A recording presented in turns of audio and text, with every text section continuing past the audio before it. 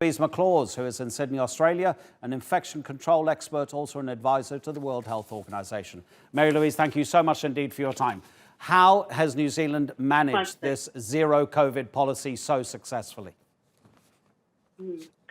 Well, they would say that it's been science-led, and certainly it's been outbreak management-led rather than a little bit of outbreak, a little bit of economy. So what they did was on the 3rd of February, they had no cases, but they closed their border to China. Then they made quarantine for all visitors mandatory. Now, this country has about 5 million residents and, of course, about 4 million visitors every year around that time. But they made it mandatory for visitors to be under quarantine. And at that stage, they only had 8 cases. So already they're ensuring that they get no more. By March 25, they put in a lockdown, a very severe lockdown, level 4, that went for 4 weeks, which basically meant no shops open except for groceries, pharmacy, hospital, and of course petrol. But then vehicle travel was very, very restricted, and socializing was banned outside, of course, the home. They had no domestic travel. And then, of course, they trust their leaders. And so while they were doing this for 4 weeks, they felt, of course, very comfortable doing this. So by the time May 20 came along, or let's say the beginning of May, they called it elimination. And from May 20 to about June 15, they've had absolutely no case at all. They've had the occasional case, but of course they've usually been international travellers. So they've been highly successful, and they've been able to get back to life as normal, with a total number of cases of 1,569 and 22 deaths.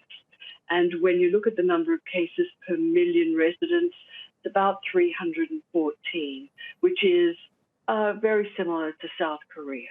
When politicians around the world at podiums, they're often told, why can't our country be like New Zealand? Why can't you follow the same policies? It's been so successful there. Is there something about New Zealand's geographical location, the amount of people that live there, the amount of disbursement that there is within the population itself? Because at the end of the day, so much of New Zealand is uninhabited, and there is more generous space than other countries might have. Is it unrealistic to expect other countries to follow similar policies? Certainly New Zealand is an island, which makes closing your borders easier. They've only got 5 million people, and of course their population density is lower. But the thing that we mustn't ever undersell their effort is trust in their leadership, and they acted rapidly.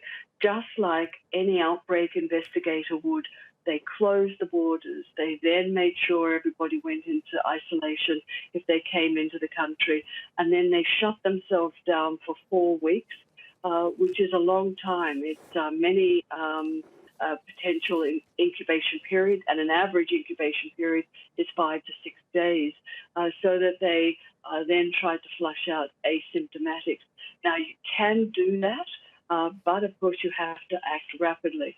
For countries like the UK, in India, the USA, the numbers are very high. You know, we're talking 300,000 in the UK, 2 million in India, and 4.5 million, nearly 5 million in the US. What they would have to do is have mandatory mask wearing outside the house in all work environments for at least 18 weeks before they could achieve anything like New Zealand, now that they've let the horse bolt. Dr. Mary-Louise McLaws, thank you for your time.